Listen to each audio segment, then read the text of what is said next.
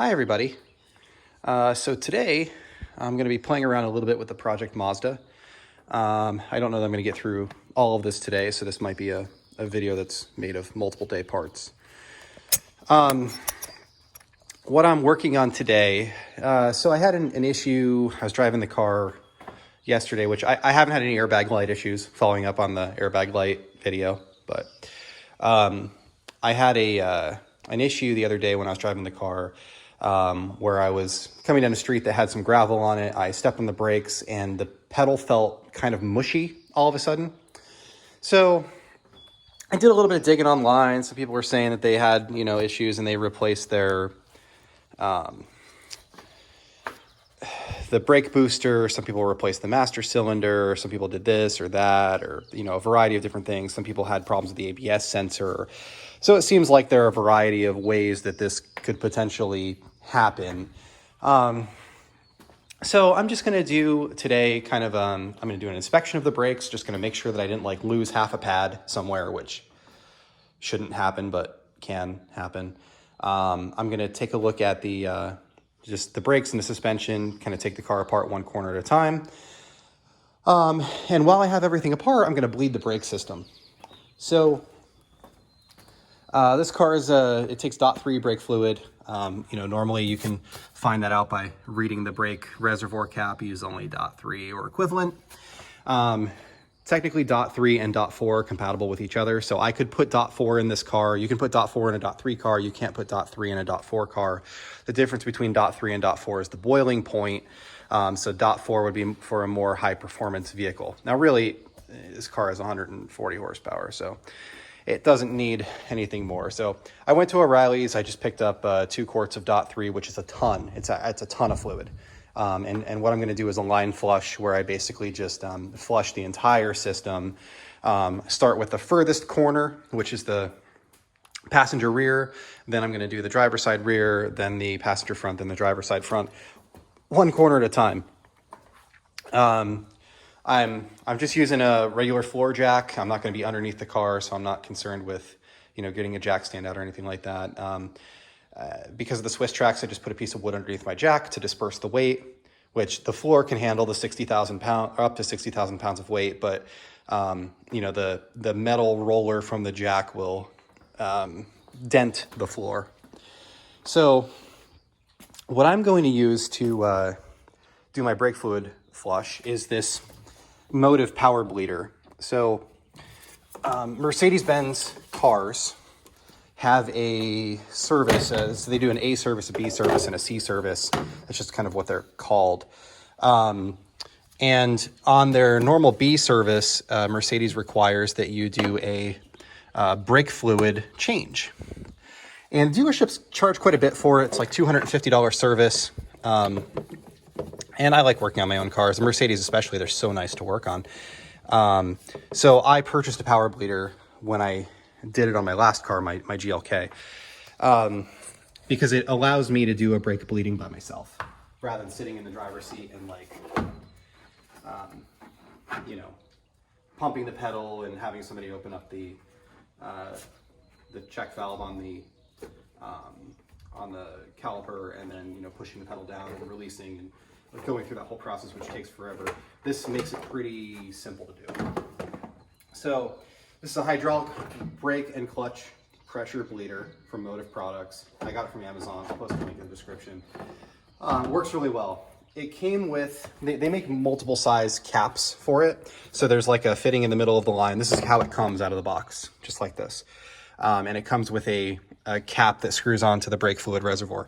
This is actually the one that I bought for my Mercedes, and it screwed right onto the Mazda. So today I kind of came out in the driveway just to see if I had the right size cap, and apparently I do. So I wasn't planning on doing this today, but I will. So the idea with this is when I put the fluid in here and give it some air pressure, it's going to force the fluid into the brake reservoir. And what's in essence going to happen is I can open up the other end of it, and the air in here is going to push fluid through the system, and there will be a little bit of air in the middle, but because of gravity and because the fluid is going to flow around the air, I can bleed the entire system without ever having to press the brake pedal. So it's pretty sweet. I've used it before for my Mercedes, and it made bleeding the brakes on that really, really easy. And you know, these are the kinds of things that I can definitely pay somebody to do. I honestly just like doing them. I like working on my cars. I like spending time in the garage. It's enjoyable for me. So, like I said, 2 quarts of brake fluid is a ton. But putting that much in here, like this is $5.49 a quart. Like it's adding a second quart is going to break me. 1 quart can do this entire car fairly easily. But I'm going to put 2 quarts in here. I'm just going to make sure that there's no possibility of me running this thing dry and ending up with air in the system or anything like that. So add some fluid, put the cap on this, and it just twists and pumps. So what I'm going to do is I'm going to kind of prime this system a little bit. I'm going to loosen up this cap, and the way they set this cap up, there's a swivel here right at the end. So I can just kind of loosen that up a little bit. I'm gonna pump some air here, and we'll see fluid start to move.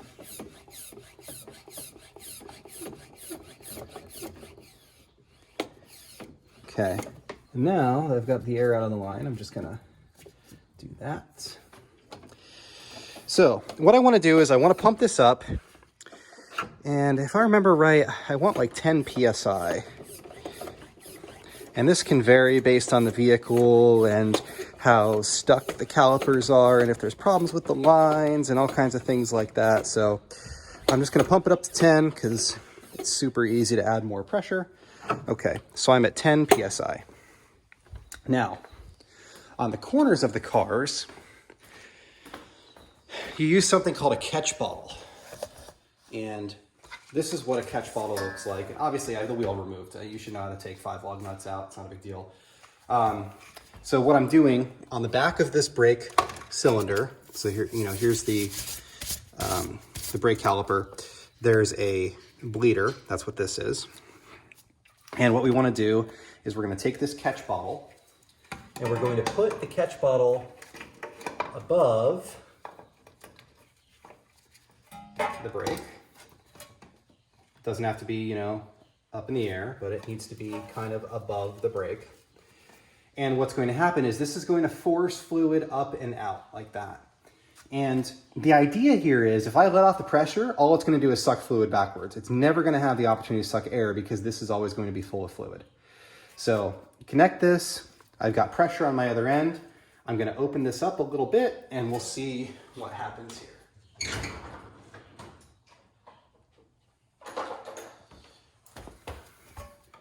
So this is a 10 mil, and you don't want to open it too much, because what will end up happening is you want the fluid to flow through the petcock, through this end hole, not around these threads, right? You don't want to create an air leak around these threads here.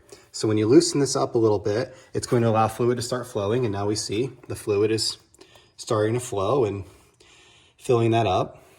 It's not moving incredibly quickly, but we're not necessarily in a hurry either. And what we're looking for here is a color change.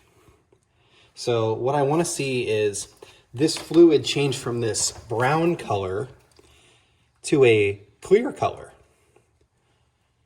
And that clear color is going to match the new fluid, which you just saw me pour into my pump. And it's not going to change color all at once. It's going to change color kind of a little at a time, because there's beige fluid everywhere in these pockets and nooks and crannies, and just take a little bit of time.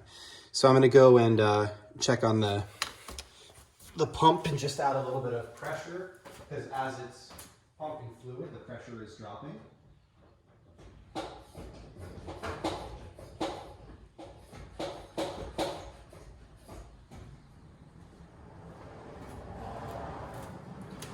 All right, so my pump was down to about 8 pounds from 10 where I started, so just let this run.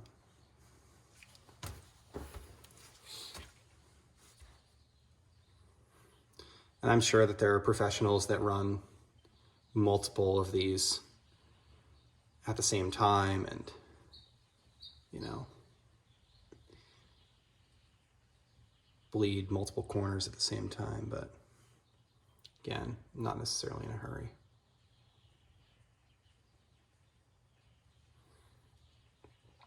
And the lines don't hold a whole lot. You know, they're really thin. There isn't a lot of room inside the calipers for fluid, you know, so there isn't room for a ton of stuff. And while I'm here, I'm, you know, kind of looking at some things. My calipers, or my rotors look good. My pads have a reasonable amount of life left on them. The clips are still in place. My trailing arm isn't loose. The ball joints don't seem to be incredibly worn. I don't see a lot of like fluid or drippiness around them. You know, this all looks fairly as I would expect. The struts could probably use a replacement. They're getting a little beat up and old. You can see that the foam up top is kind of dark and fading and falling apart. So I might change out the struts just to improve the ride a little bit. Nothing crazy, you know, just some basic Monroes or KYBs or something that's inexpensive, nothing performance oriented or anything. And what I'm going to do here is just kind of get to the point where my bottle is, you know, full up to here.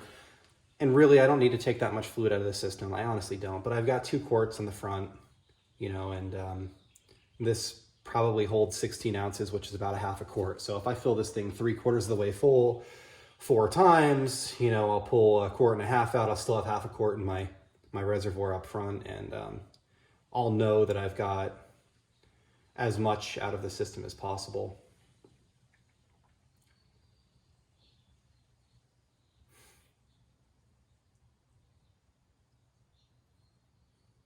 And the hope with this is to end up with some air, but I'm not seeing any air.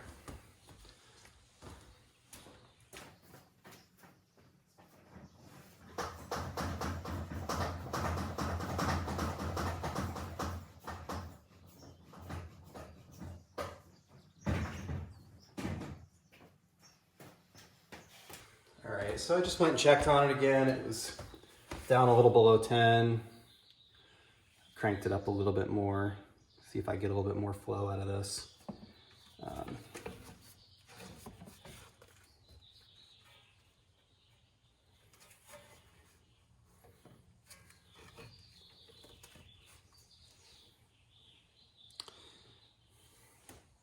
Just making sure this line here isn't kinked.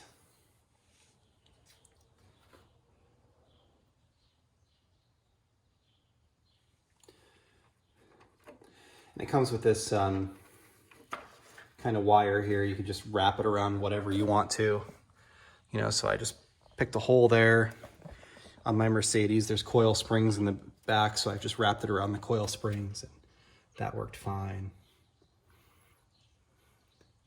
The idea is it just needs to be a little bit higher than than this, so if fluid does flow backwards because you close the petcock or because the pressure releases or something along those lines, you know, it'll pull fluid in and not pull air in, because air is the enemy here.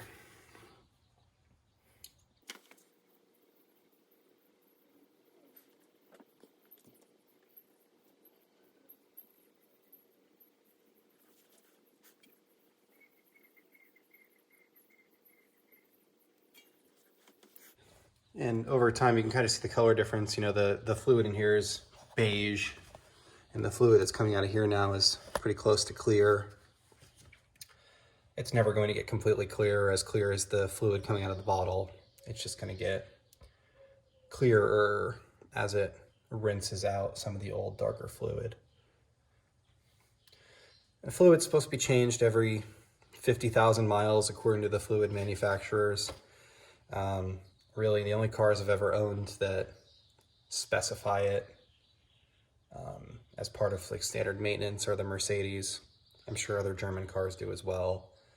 I think that has to do with the expected high-speed driving of the Autobahn and things like that. But this pump makes it really easy to do it. All right, so pretty much done here. You know, I pulled 2/3 of a pint out, give or take. It's, like I said, it's more than enough. A quart could probably do this entire car fairly easily.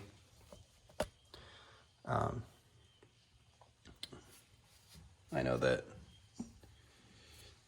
a quart can do my Mercedes SUV, so just we'll tighten that up. I'm just gonna grab a paper towel to put down.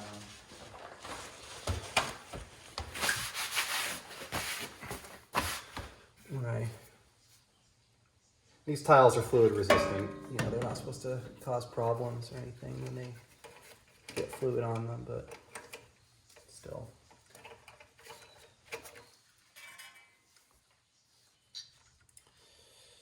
So, I've got my bottle. One of the important things to be aware of is, you know, I've got fluid on my hands. It's slick. Don't touch the brake discs, like the actual shiny part of the brakes, because you'll end up with it all over your pads and your brakes won't work well. So,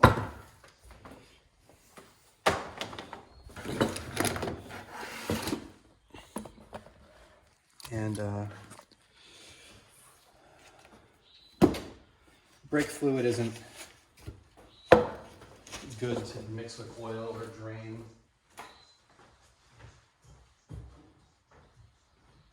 Your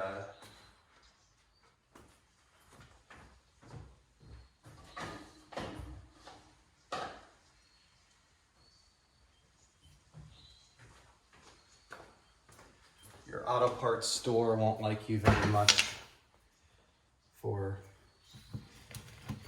mixing brake fluid in with your drain oil or other things that you might normally bring in.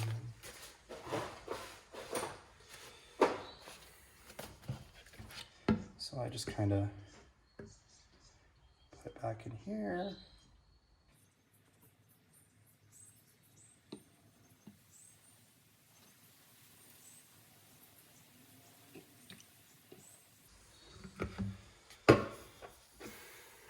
That's that.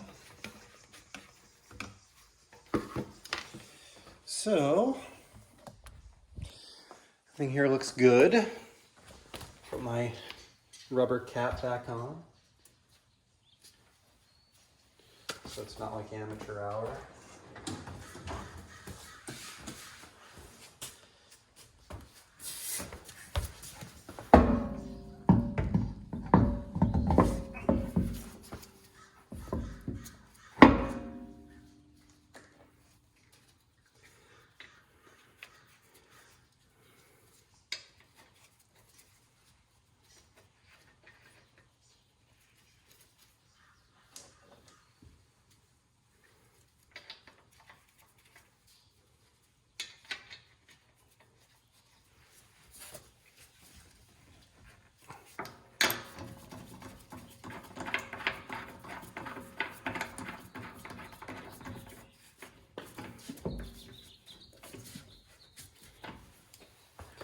I like to start my lugs by hand. any 5-lug pattern like this, I normally just skip one, skip one.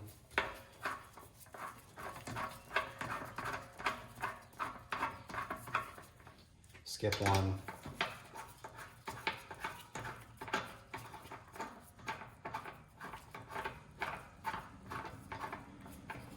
Skip one.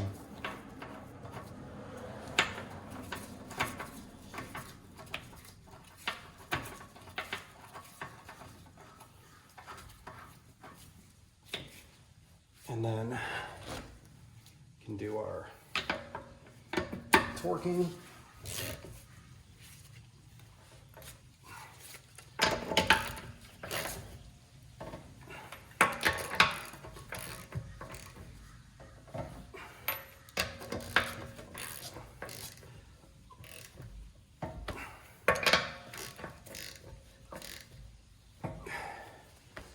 I'm able to do that in the air because the emergency brake is on.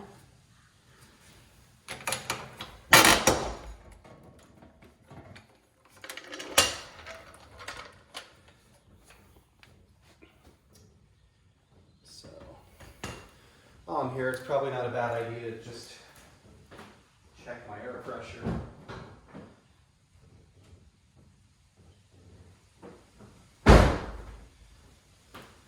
Cars always have a sticker that tell you what air pressure to run. It's usually either in the driver's side door jamb or it's under the gas door, the fuel door. Sometimes it's both. So this is supposed to run 32, it's at 36.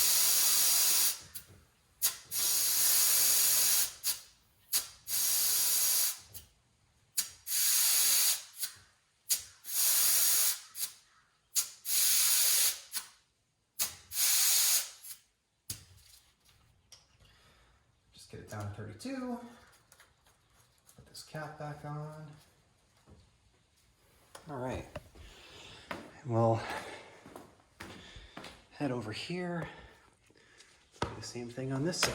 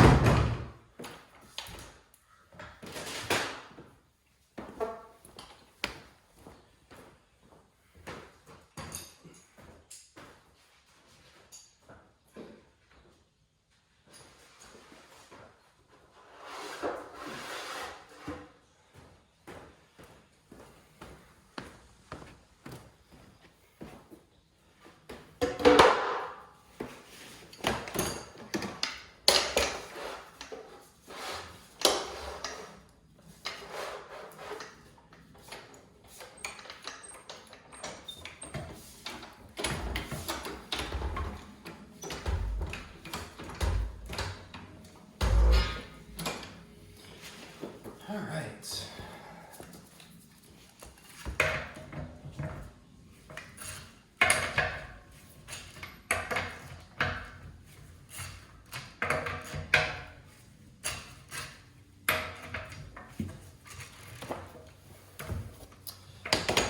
And I have power tools that could do this. I have an air ratchet.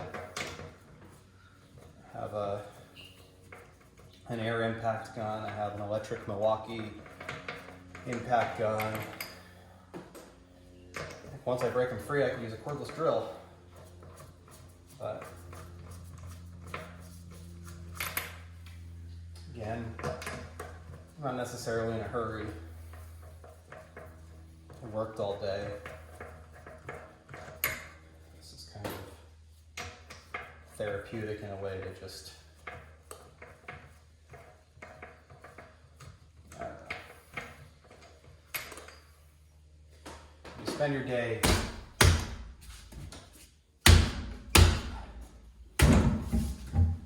dealing with difficult problems, upset customers, and all kinds of things like that. Sometimes the simpler problems can be provide a sense of accomplishment almost.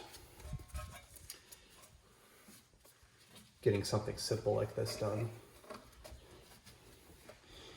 So you'll notice when I put this on there, I twist it about 3/4 of a turn and then stick it on there. The reason for that is because I don't want there to be a twist in it that causes a kink. And when I release this, I'm going to twist it back the opposite direction about that same 3/4 of a turn. So that's kind of the idea there. And again, you can see how the fluid's coming out. It's kind of beige. You know, so there's my beige fluid running out. And of course, like I showed at the beginning, the fluid going in is really clear. So it's just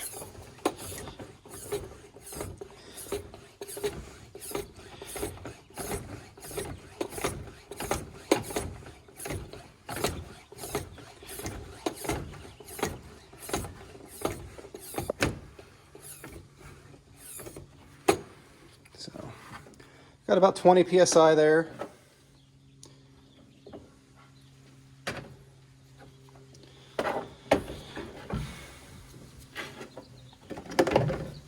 Just put it somewhere it'll stand semi-upright.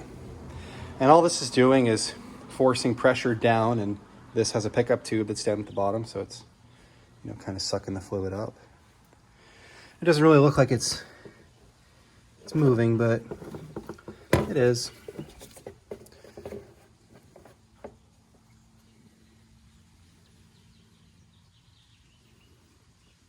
Some air in the line, but you can kind of see the fluid moving in the hose. That's fine. There is going to be some air in the reservoir. It's kind of all up in the top here, and this is just forcing in, and you know, over time, some of that air moves up and out, which is all fine. Just can't have air in the lines. I can have a little bit of air in the reservoir. Everyone has some air in their reservoir. At the end, I'll top it off with the expected amount. So, just put this here. Again, just doing a little inspection, get an idea of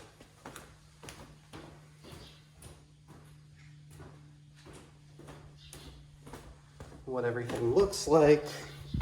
We're wasting time anyway, right? So, brake pads have quite a bit of life left on them. The rotor doesn't have a big cut or anything like that in it, which is good. So the brakes look good.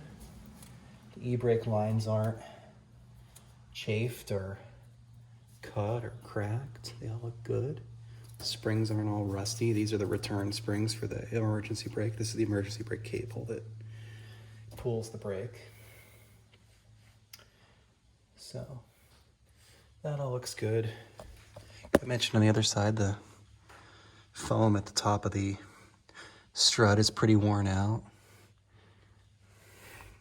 So I'll probably get these. I'll replace these struts in a later video. They're not that difficult to do. Looks like on this car, everything could be done from down here. Unbolt the bottom, unbolt the top, drop everything out. Should be pretty easy.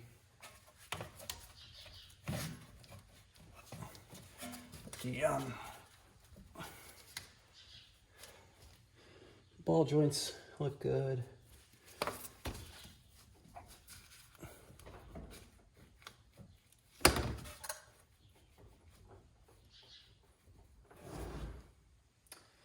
I'm really just making sure there's no play, an unreasonable amount of play back and forth.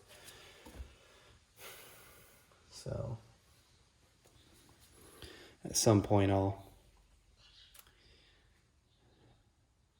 get this aligned, put some tires on it, think they need to be rebalanced, honestly. There's a little bit of a wobble. But if we look, we'll see there's our beige fluid. This is kind of changed to clear. So really I'm pretty done with this corner.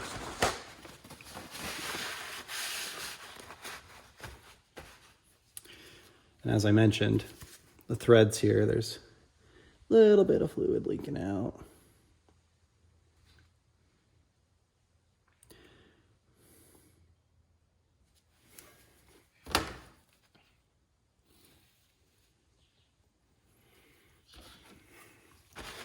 So you always want to make sure that there's still pressure being applied when you're closing these, because you don't want it to have the opportunity to suck air back in. But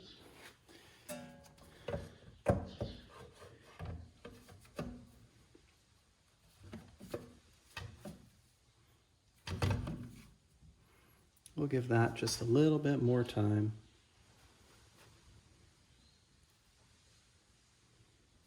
Again, I mean, the thing with brake fluid is that brake fluid is, it absorbs, it's hydroscopic. It absorbs water. So when you open up brake fluid and you leave it open on the shelf, it will absorb water from the air around it. So really, once you open up a bottle of brake fluid, you're supposed to use it and throw it out when you're done, whatever's left. So you really should buy what you need for the job. And then at the end, it's not really something that you should hang on to.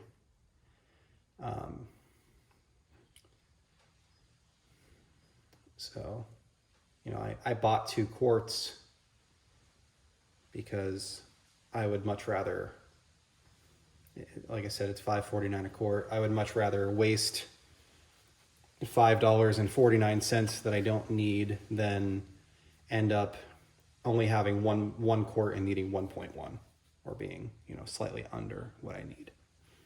So at this point, my level looks good. We'll tighten this back up.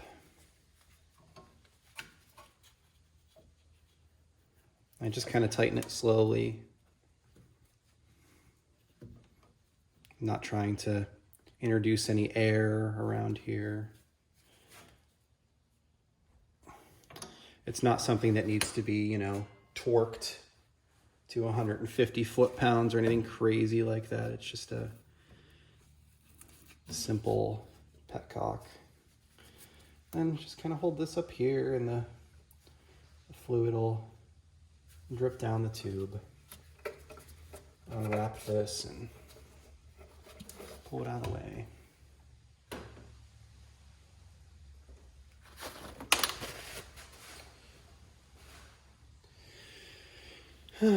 So this corner looks good. Put the wheel back on.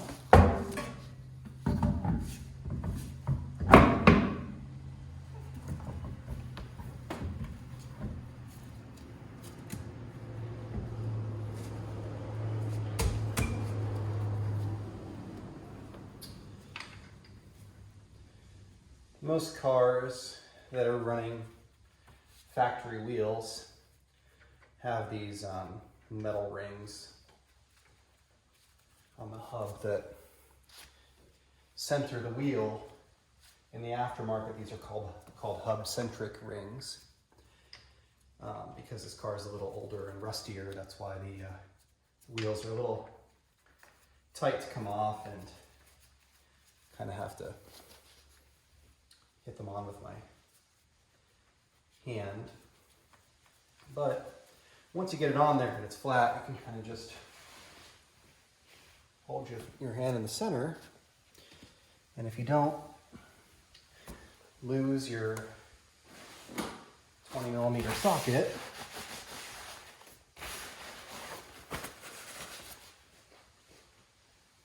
wherever it may have gone. Oh, it's in the driveway. That's fun.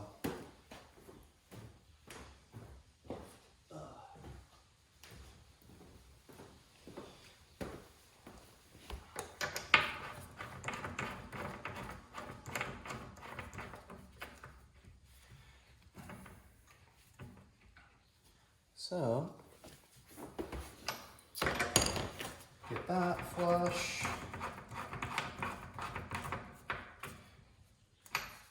That.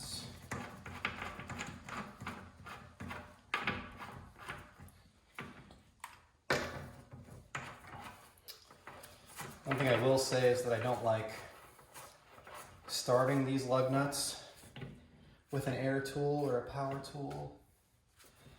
I think it leads to a lot of people accidentally cross-threading,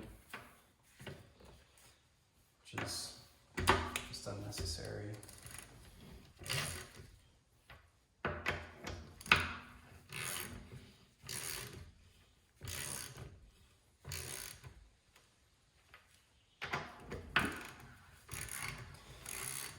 So again, just skipping to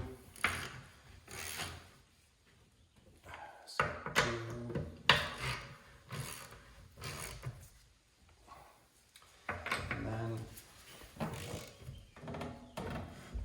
tighten that, tighten that, tighten that.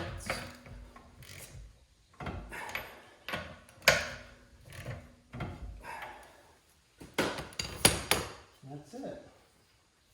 Nice and simple.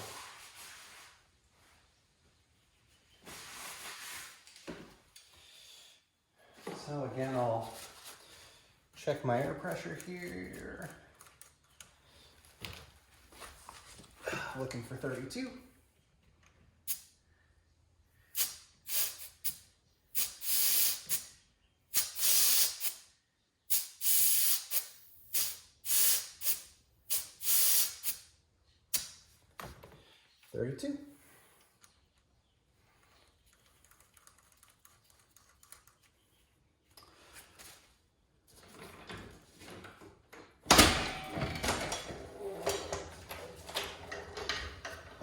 Okay. Now at the front, you can really do whichever side you want to first. Really the back you can too, they're fairly equidistant.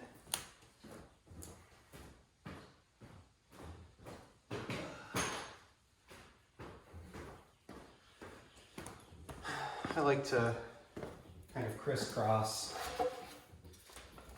passenger rear, driver rear, passenger front, driver front. All right,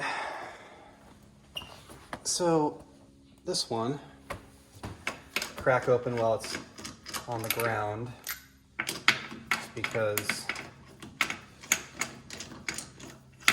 you don't want to, I mean, if you're an automatic, you don't want it against the parking pin. That's realistically what you're torquing against.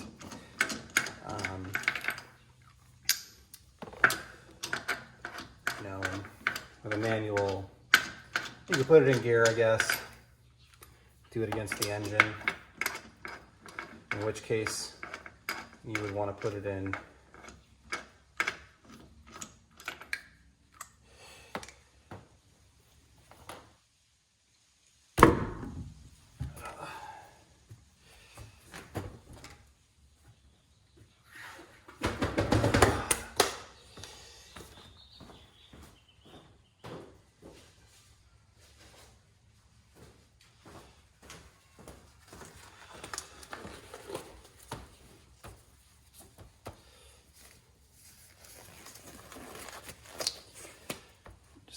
emptied my reservoir. So this one's going to be same deal. I'm going to kind of turn it a little bit, stick it on there. This one I just wrap around the spring once or twice.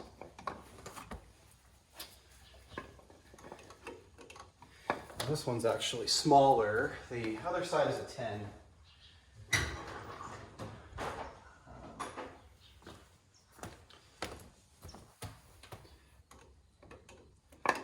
This one appears to be a 9.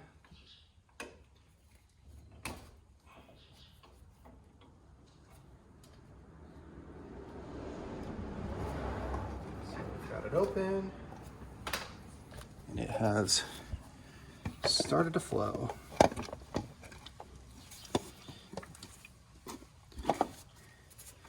Just put that there.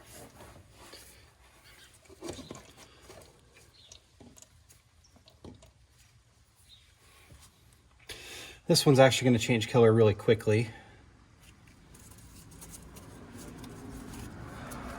There just isn't, what, 6 feet of line between here and the front. See, it's already mostly clear.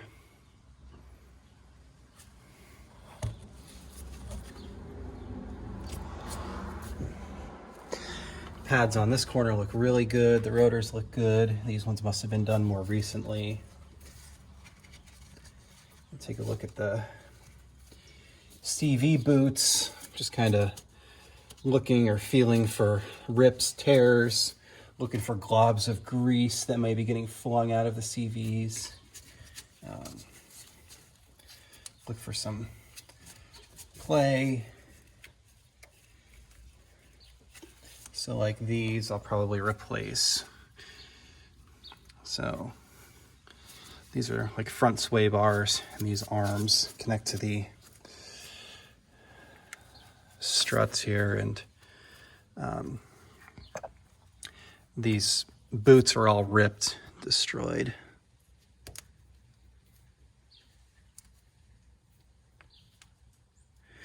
And these ones really aren't. They're not too bad. These struts are aftermarket, but they're still all jacked up, so what I'll probably do is replace the front struts, the rear struts, and at the same time I'll do the these shafts, since I have to unbolt them from here anyway. It'd be a good time to do it. Just kind of looking for play in those joints, and this lower control arm. It all feels good. I think that's something that really you'd feel driving down the street if there was play in it, but I just want to make sure that I don't go take it to be aligned at some point and have them tell me that it needs $300 worth of suspension parts or $1,000 worth of suspension parts or whatever.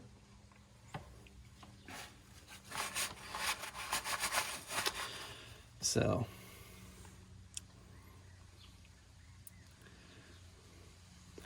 I've already got a ton of fluid out of this one, especially for the length of the line. So I'll get this one closed up here.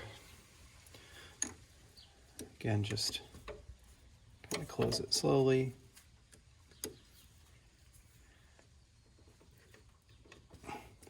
No need to torque it.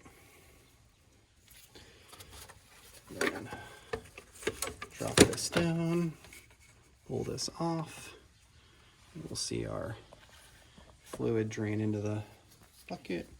And you can just kind of hook this here so it doesn't drip all over the place. Put our cap back on. Just inspect everything else, which looks pretty good. Some spider webs up in the strut and stuff, so, but I'll change that anyway. Everything else looks good. ABS sensors are bolted into the hub. So it's like a rusted, it's an E-Torx. My guess is that when those ABS sensors need to be replaced, it'll be a hub replacement because they don't look like they're going to be easy. Bottom of the strut is probably going to be a challenge too. Normally, on a lot of cars, this upper control arm is solid. Or there's like an arm here that goes back. Here I've got like this compression. So that's probably going to be fun. Have to beat that out of there. Oh well, Another challenge I get to look forward to. Another day.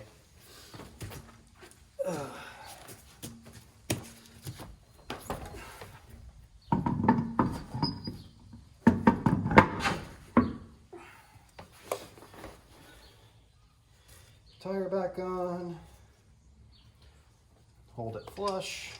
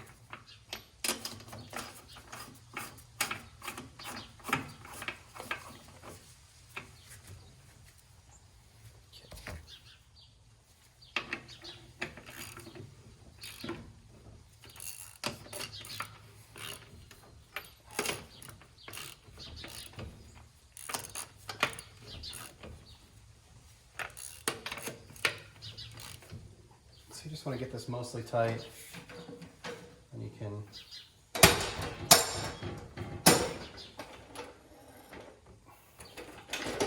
car's weight on it.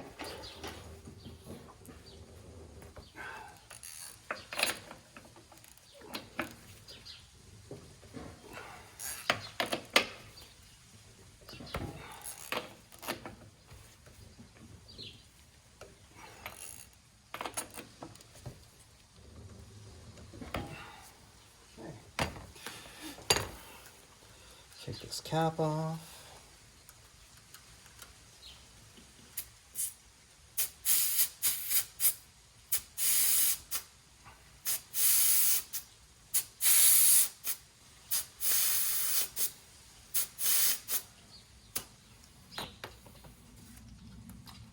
$32.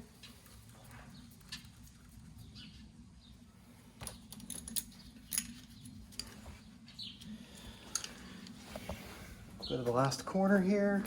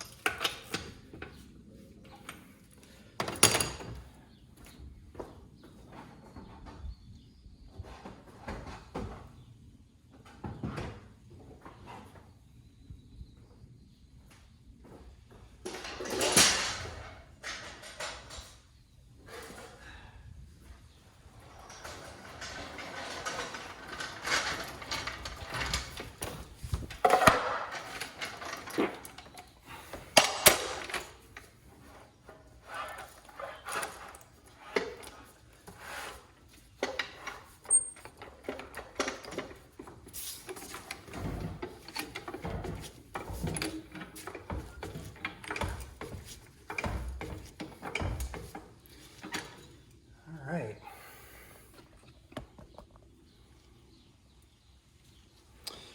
Got our tire up.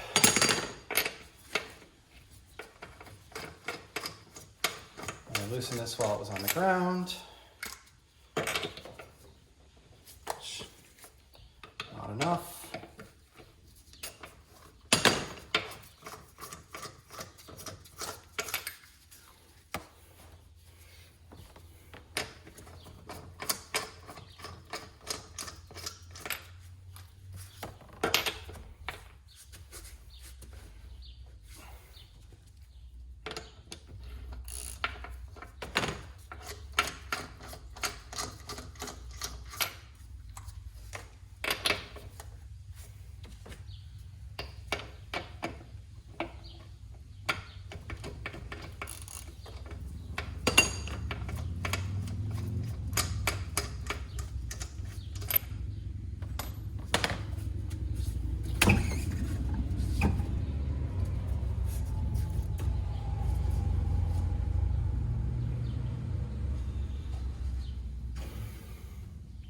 right? Now, with this one, you'll notice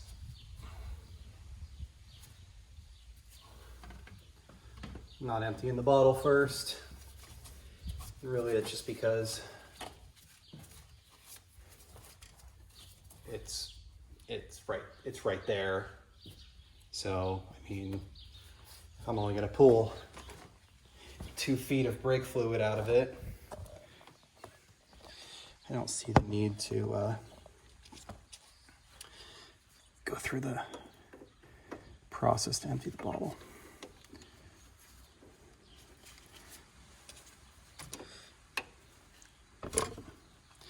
So there's our yellow fluid starting to flow, or brown, or color.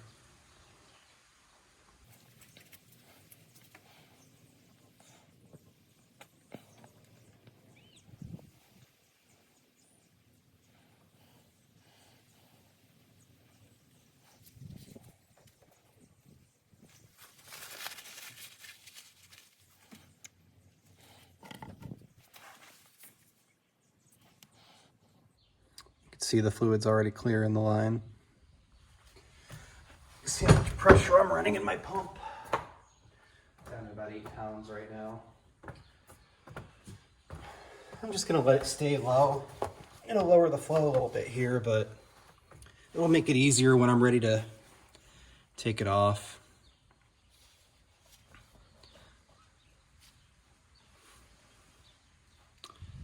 So, I will say I really do like this brake bleeder system. Brakes are kind of a messier, more annoying job usually. Requires multiple people and stuff, but in this case, it's really not bad.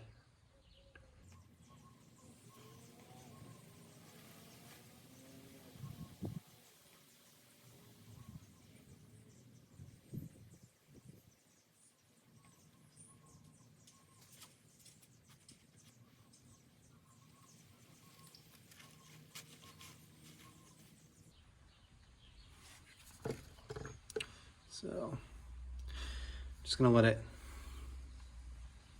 get up to the top of the tag here and we'll call it good.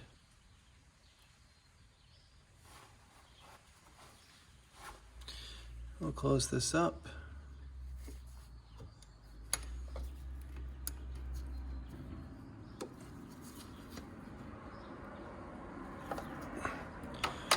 Again, don't torque it, and just strip it.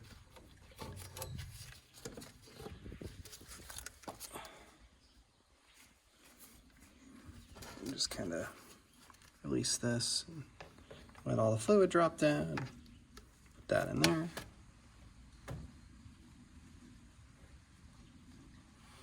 You can kind of see in the sun how the fluid's like beige on the bottom, clear on the top. And that's from it mixing as, or at least more from it.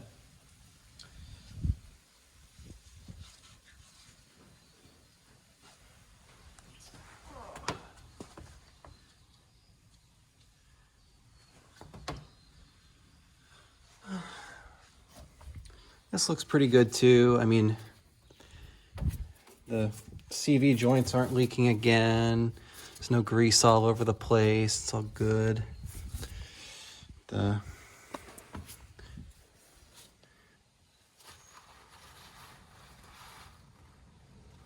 joints don't look terrible. The sway bar end link again is all tore up, so I'll change that out too. All right, so to release this, what you want to do is just kind of untwist this top, and what'll start happening is there'll be bubbles that pop out, and it'll, I'm still gonna end up with a full reservoir, but don't want to end up with a mess, which I might anyway. Oh, actually, that worked out well. So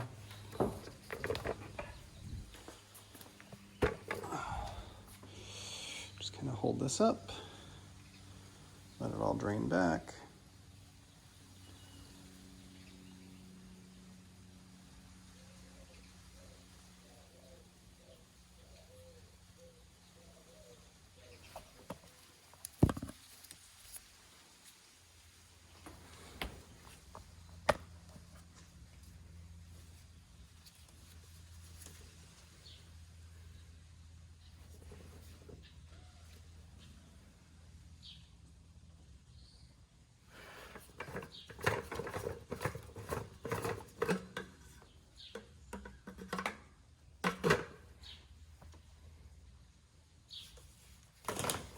And that's that. So I'm just gonna kind of clean this up, make sure that's full to the max level and not too high, and clean all of that up.